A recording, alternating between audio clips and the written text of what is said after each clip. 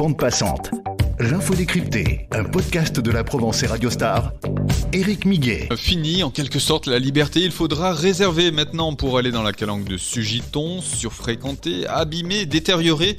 Cet espace naturel est en danger, explique le parc national des Calanques. Alors aux grands mots, les grands remèdes, cette réservation sur internet sera obligatoire cet été pour se rendre dans ce petit bout de paradis aux portes de Marseille. Une expérimentation a été menée le dimanche 26 juin, la Provence y était, et c'est le thème de ce nouvel épisode de Bande passante. Bande passante, l'info décryptée. Romain Capdepont, vous êtes le chanceux journaliste qui est allé dans la calanque de Sugiton pour rendre compte de la nouvelle réglementation d'accès durant cet été. Avant d'aborder ce changement et pour rendre compte de quoi nous parlons, à quoi ressemble la calanque de Sugiton ? Sugiton, c'est un des joyaux marseillais. C'est une calanque qui est assez petite, qui est vraiment au bout de Marseille, au bout du chemin qui part de Lumini, depuis la fac, depuis le grand parking, le terminus des bus. Là, vous posez votre voiture et vous filez à pied pour 1 heure de marche, à peu près, 3/4 d'heure pour les plus sportifs. Et puis au bout, il y a la récompense. Il y a vraiment un lieu absolument magique, avec des pins, avec 2 petites criques qui sont dignes de Bali, de la Thaïlande, une couleur eau émeraude. Enfin, c'est vraiment quelque chose d'extraordinaire. C'est vraiment la crique carte postale. C'est vraiment magique. Un cadre magique et enchanteur qui forcément attire, dopé par les réseaux sociaux, les images de cartes postales postées par les influenceurs. La fréquentation de la petite calanque de Sugiton a plus que doublé ces derniers temps. Romain, on parle de journées d'affluence avec plus de 2500 visiteurs sur place. C'est le chiffre qui est donné par le parc national des Calanques. En fait, ces derniers étés, il y avait des pointes jusqu'à 2500 personnes dans cette calanque qui est en fait faite de 2 petites criques et après c'est vraiment juste des rochers, les falaises qui arrivent au bord de l'eau. Donc évidemment les gens viennent plutôt vers la crique où il y a des petits morceaux de plage où l'accès à l'eau est facilité. Et donc là on arrivait sur des affluences dingues. Avec évidemment, il n'y avait pas 1 mètre carré de disponible et énormément de bruit. Déjà sur le chemin entre Lumini et la calanque, il y avait carrément des embouteillages, c'est-à-dire à pied, des embouteillages piétons, tellement il y avait du monde qui filait vers la calanque. Du coup, il y avait une course à qui arrivera en premier, donc les gens venaient s'imposer d'arriver à 7h, 7h30, 8h le matin, enfin c'était presque un enfer pour y aller, pour accéder au paradis. Question toute simple, Romain, sait-on pourquoi la calanque de Sugiton est devenue ces derniers temps si fréquentée ? Oui, il y a eu un pic vraiment ces dernières années, comme le parc national des Calanques le dit, à 2500 personnes. Forcément, le Covid y a joué. On a tous réalisé pendant cette période que Marseille était un joyau. Enfin, toute la France est venue à Marseille et même de l'étranger. Et je pense qu'en tant que Marseillais, nous-mêmes, on s'est dit, mais c'est vrai qu'on n'en profite pas assez finalement. On a tendance à vouloir partir à l'étranger, à Barcelone, alors qu'on a tout sous la main. Tous les Marseillais se rendent compte que finalement, on a des joyaux à portée de main. Et donc, petit à petit, je pense que les Marseillais essaient de profiter davantage de ce qu'ils ont à 1/4 d'heure, 20 minutes en voiture, en moto, puis avec un petit effort à pied, que des Parisiens et autres Français se disent, Marseille, c'est quand même la destination hype actuellement, donc il faut y aller. Donc, on fait un week-end prolongé, tous les week-ends du printemps. Enfin, la ville, on l'a bien vu, la ville était pleine de touristes. Et donc, 1 plus 1 plus 1 plus 1, on arrive à 2500 et ça fait beaucoup trop. Résultat des courses, l'écosystème de la calanque de Sugiton a été éprouvé par cette surfréquentation. Nicolas Chardin, le directeur par intérim du parc national des Calanques, parle d'arbres abîmés par le passage à pied des touristes. Et lui, il le dit clairement, ce site, si on met pas un coup d'arrêt net à cette surfréquentation, va se détériorer et au fil des années, évidemment, ça se fait pas en 2 ou 3 ans, mais au fil des années, n'aura plus cette valeur paysagère qu'il décrit. Il décrit, notamment, il nous a montré des racines de pin qui sont complètement à nu, parce que le sol, petit à petit est gratté. Petit à petit, il y a de l'érosion, il y a des cailloux, des pans de falaises qui tombent dans l'eau aussi, donc ce qui n'est pas sans conséquence aussi sur l'écosystème sous-marin. Bon.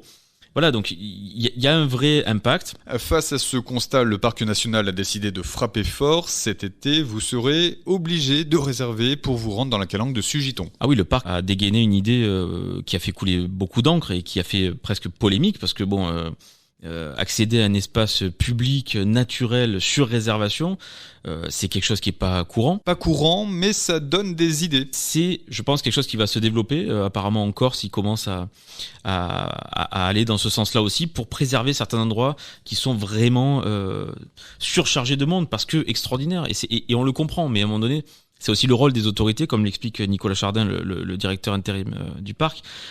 C'est aux autorités et à ces responsables du parc d'arriver à trouver l'équilibre entre préservation et la mission d'accueil et préservation du milieu naturel. Donc oui, ils ont frappé fort parce que du coup, on passe de 2500, ça c'était la jauge ces dernières années par jour, à 400. Donc du 10 juillet au 21 août, tous les jours, seulement 400 baigneurs, 400 touristes, 400 Marseillais accéderont à cette calanque.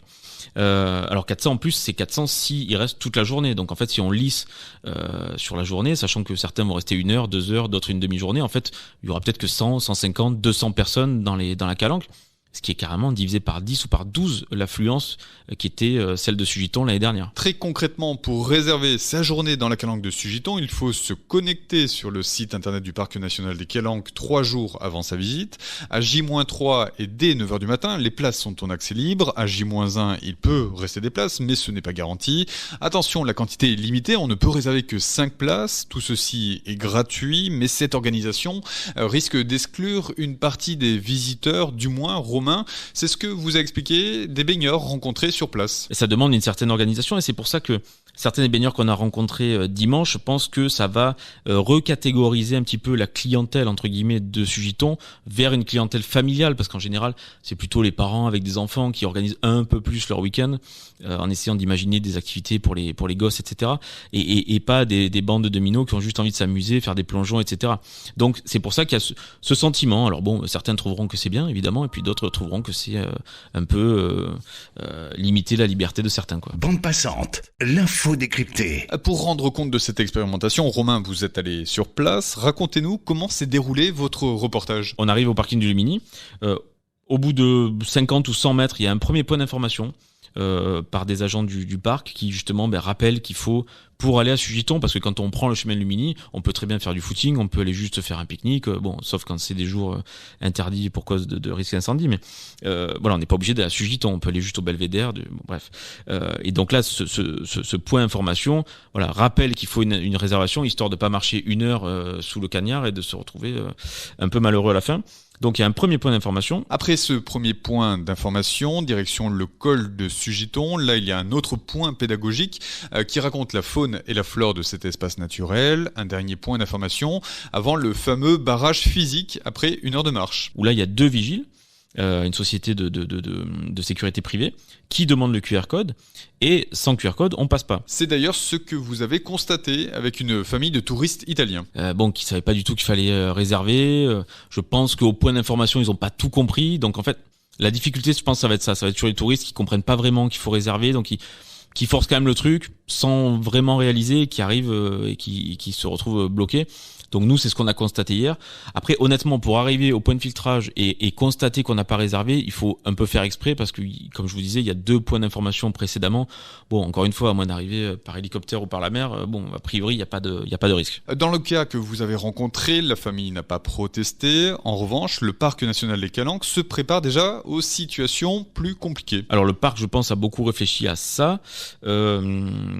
Physiquement déjà, ils ont bien insisté dimanche quand on y était en reportage sur le fait qu'il y aurait des renforts de police nationale, municipale et des agents de l'environnement du parc national qui ont un pouvoir de mettre des amendes, des agents qui sont assermentés. Le contrôle des passes électroniques sera très strict aussi. Comme il y aura que 400 places par jour et qu'on ne peut réserver que 8 fois maximum dans la saison, ce qui est déjà pas mal, ceci dit, ils ont évidemment peur des gens qui vont se créer des adresses mail parce qu'en fait on vous reconnaît grâce à votre nom et votre adresse mail. Donc il suffit d'inventer une identité, de créer une adresse mail et du coup vous pouvez réserver quasiment tous les jours. Mais ça, le directeur, j'ai posé la question au directeur et clairement il m'a dit non mais ça on l'a évidemment anticipé et on va avoir des systèmes qui vont nous permettre de savoir de quelle adresse IP. Donc ça c'est l'adresse qui vous permet, c'est le système qui permet d'identifier l'ordinateur duquel est fait la réservation. Voilà, et clairement d'écarter certaines réservations quand on verra bien qu'il y a une embrouille ou qu'un nom est un peu fantasque. Voilà, donc il y aura une une réelle attention physique sur le lieu et aussi sur les réservations côté numérique. Je crois que ce système a été réfléchi. Après, il faudra voir si la réalité est plus dure que ce qui a été planifié. On parle aussi de brigades volantes pour contrôler l'arrivée des baigneurs par d'autres chemins. Au cas où, si des gens sont arrivés, je sais pas, en paddle par exemple depuis la mer ou par des falaises hyper dangereuses, pour le coup, je pense que c'est vraiment un truc qu'il faut pas tenter parce que c'est très dangereux. Mais bon, certains peut-être le tenteront. Un contrôle strict avec des amendes en cas de non-respect. C'est 68 € par personne, ça peut aller très vite. Et puis j'imagine une radiation entre guillemets du lieu, donc évidemment les conséquences peuvent être assez lourdes alors qu'il suffit d'être 3 jours avant sa visite à 9h du matin sur son ordi. À l'inverse, Romain Capdepont, vous avez également rencontré des personnes qui avaient réservé leur place pour Sugiton. Pour elles, pas de soucis et que du bonheur. Les premières réactions, elles étaient ravies puisque les gens, on a rencontré plusieurs personnes qui étaient des habitués de Sugiton et notamment une dame qui nous disait les pieds dans l'eau là, et c'est d'ailleurs le titre de l'article, qu'elle avait jamais vu Sugiton comme ça, c'est-à-dire qu'elle était estomaquée et je pense que presque elle ne réalisait plus les dernières années de la beauté du lieu, tellement il y avait du monde. Mais en même temps, alors certains étaient vraiment ravis et puis en gros s'en foutaient de ceux qui, voilà, eux étaient parmi les heureux élus, donc ils étaient contents. Mais d'autres avaient une réflexion qui allait un peu plus loin. En effet, en se disant mais c'est dommage quand même parce que ça va écarter quand même beaucoup les jeunes. Nous, il y a 25 ans, on venait, c'était complètement libre, on venait quand on voulait. Bon, il y a quelque chose, il va falloir quand même du temps pour que ça rentre dans les mœurs. Voilà, et puis bon, il faudra voir au fil de l'expérimentation si en effet les jeunes si c'est une habitude que les jeunes ne prennent pas du tout et si en effet ils sont un peu écartés involontairement de cette expérimentation et de la calanque de Sugiton. Merci Romain Capdepont pour ces explications sur la réservation dans la calanque de Sugiton. Je rappelle que votre reportage est à lire ou relire sur le site internet de la Provence, laprovence.com, où vous pouvez retrouver aussi, comme sur les plateformes de podcast, l'ensemble des épisodes de Bande Passante. Bande Passante, c'est le podcast hebdomadaire de la Provence qui décrypte et détaille une actualité en Provence après une pause cet été, reprise des épisodes à la rentrée.